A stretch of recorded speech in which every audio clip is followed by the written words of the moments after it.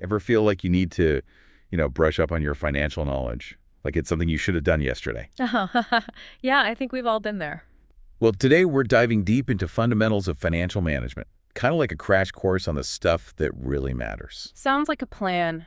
It's a classic for a reason. It really is. And, one of the things that struck me was how these massive companies like Microsoft and HP, they all started small, right? It's true. Every giant was once a small fish in a big pond. Exactly.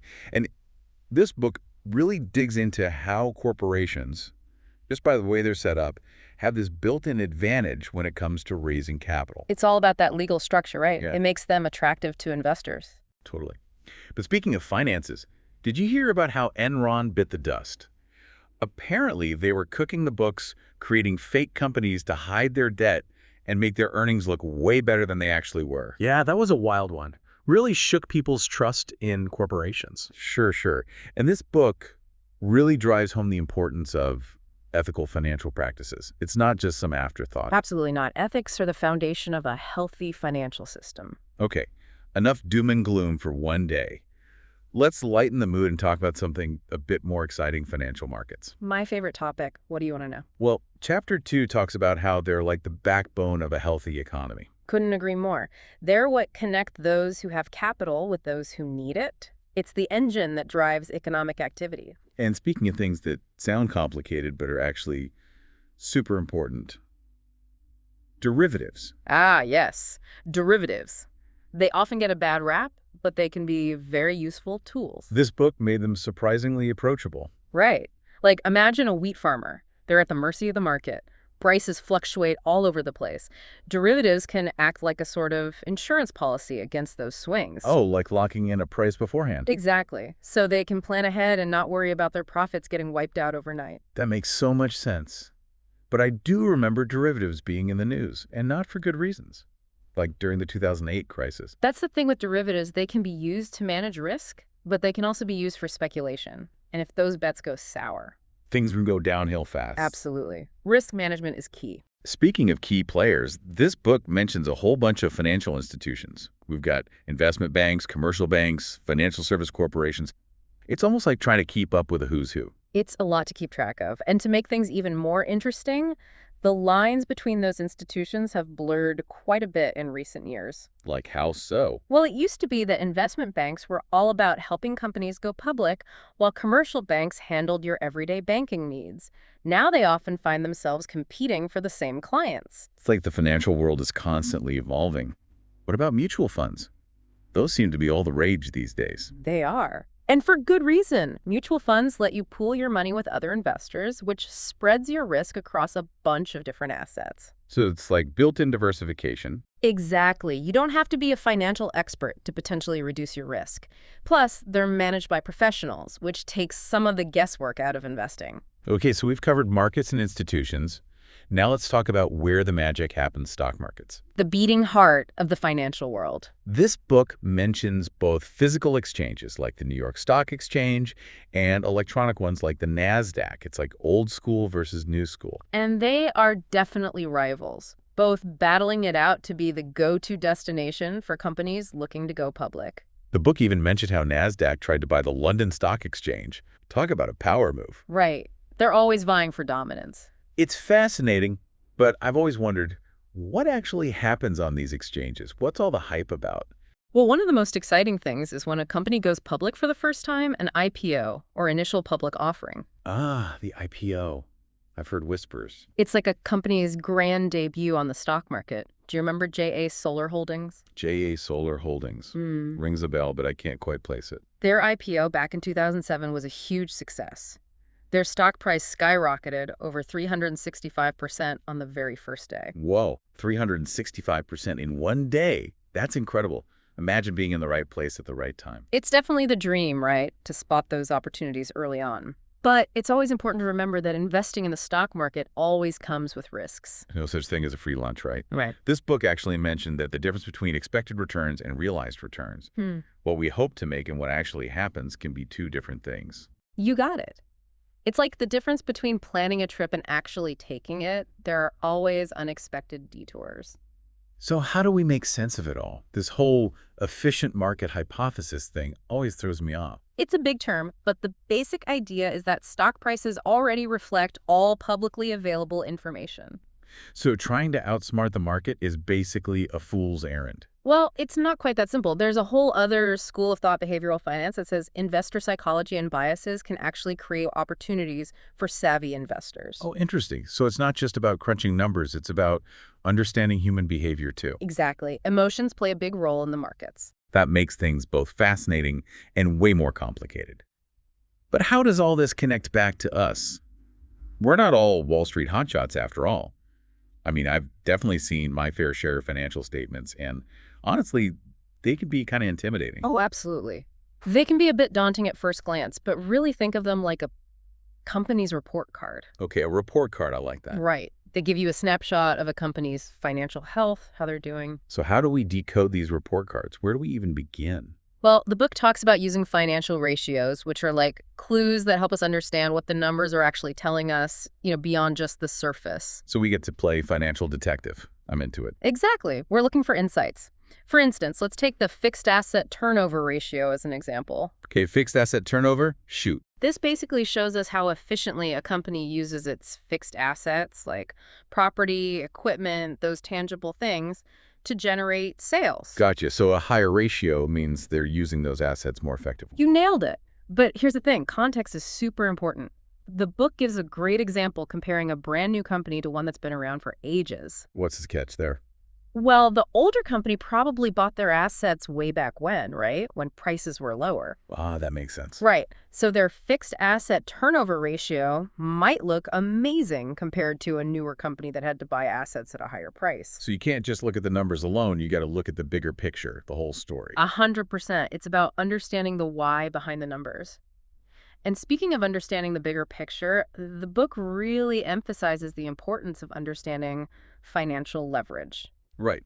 And how it can impact a company's profitability, but also the risk involved. Exactly. Leverage is a powerful tool, no doubt about it, but it can amplify both gains and losses. It's like a double-edged sword. It's that classic saying, no risk, no reward, playing out in the financial world. You got it. The book illustrates this with a simple example. Two companies, right? One uses debt financing, which is leverage, and the other one doesn't. Now, if business is booming, that company using leverage, they could see huge profits. Because they use that debt strategically. Exactly. They're essentially using other people's money to turbocharge their earnings.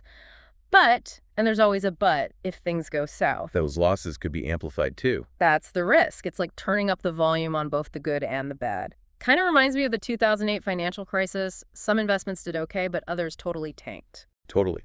That must have been a wild ride for investors. So how do we even begin to figure out our own risk tolerance? It feels like a guessing game sometimes. It's a question everyone should ask themselves, really. It's about understanding how much volatility you can stomach, how much potential loss you can handle without, losing sleep. So finding that sweet spot, your own personal risk comfort zone. Exactly. And once you know your comfort zone, you can start making more informed decisions about where you put your money. Makes sense. It's like we've covered financial statements, ratios, leverage, even risk tolerance, it feels like. Understanding these basic concepts gives us a good foundation. It's like having a financial toolkit to navigate all the complexities of money, both in our professional lives and our personal finances. Totally. And speaking of tools, the book mentions something called the cash conversion cycle. What exactly is that? Think of it like this. It's the time it takes for a company to convert its investments, like inventory, into cold, hard cash. Oh, okay. So how long it takes to sell their products and actually get paid? You got it. And the book breaks it down into three main parts. How quickly they can sell their inventory, how fast they collect payments from customers, and how long it takes them to pay their suppliers. So it's like a financial relay race. I like that. And just like a relay race, a shorter cash conversion cycle is generally better. Right, because that means they're efficient, right? Managing that cash flow smoothly. Exactly. Cash flow is the lifeblood of any business. And to really stay on top of their cash flow, the book mentions a cash budget. Is that something all businesses should have? Or is it only for certain industries? It's a super valuable tool for any business that wants to stay ahead of the game. A cash budget helps forecast those cash inflows and outflows, usually on a monthly or yearly basis. So it's like a financial roadmap, making sure they've got enough cash to cover their expenses and maybe even invest strategically. You got it. It's not just about how much money you're making. It's about the timing of that money coming in and going out. Timing is everything, especially for new businesses or businesses that are growing fast, right? Absolutely. That's where additional funds needed comes in. The book actually has this handy equation that businesses can use. What will they think of next? A magic equation. Right. It helps them estimate how much extra funding they might need to reach those ambitious growth targets. So it's like a crystal ball for their finances, predicting the future. Sort of. It takes into account things like their profit margins, their dividend policies, how well they're utilizing their assets. It's pretty comprehensive. But like with any predictions, there's always a chance of the unexpected. Always. That's why businesses use things like sensitivity analysis and scenario planning to see how different factors, those curveballs life throws, could impact their financial projections. So a what-if game, but for their finances. Exactly. Like, what if sales are lower than we projected? Or what if interest rates spike unexpectedly? It helps them be prepared for different possibilities. It's all about being prepared for whatever comes your way, especially with something as important as finances. And this becomes even more critical as businesses grow, right? You're spot on, especially when companies decide to expand internationally, which the book dives into. Right, because operating in different countries, that comes with a whole new set of rules and risks, I'd imagine. Exactly. Suddenly you're dealing with fluctuating currencies, maybe some political instability in certain regions, even different tax laws. It's like playing financial chess on a global scale. It's complex, that's for sure. But with complexity comes huge opportunity. Finding that balance between managing risk and seizing those growth opportunities, that's the key. You said it. And that often means having a solid understanding of international finance and being adaptable, ready to pivot when needed. We've covered so much ground already, from our individual risk tolerance to the ins and outs of these massive multinational corporations. It's impressive how this book breaks down such complex topics. It does an excellent job. And honestly, we're just scratching the surface here. There's always more to learn. Speaking of learning more, the book delves into different financing options that go beyond the typical debt and equity. There's preferred stock, leasing, warrants, convertibles. It's a lot. It's like a buffet of financing options. Ooh, I like that analogy. Tell me more about these options. What exactly is preferred stock? Think of it as a mix between debt and common equity. It offers a fixed dividend payment, kind of like a bond, but it doesn't come with the same bankruptcy risk that debt does. Interesting. So less risky than debt, but with some potential upside too. What about leasing? I've heard that term thrown around. Leasing is super popular, especially for businesses needing equipment or property. It's like renting instead of buying outright. So you get to use the asset without that huge upfront cost of ownership. Exactly. Makes it much more accessible for some businesses. Now, warrants and convertibles, those are interesting too. Those sound a bit more complex. They can be.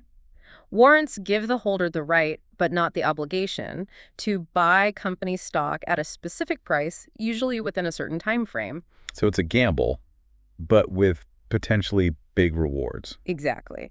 It's like having a golden ticket you can choose to cash in or not. Now, convertibles are a bit like chameleons. Chameleons, how so?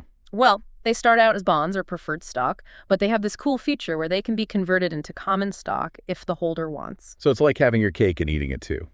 You get that fixed income from the bond, but also the potential to profit if this stock goes up. Precisely. It offers flexibility. So many options. It's kind of like they have a whole menu of choices. Makes you wonder how they actually decide, what's the best approach, debt, equity, this whole buffet of options. It really depends, right? It's not one size fits all. It's like putting a puzzle together.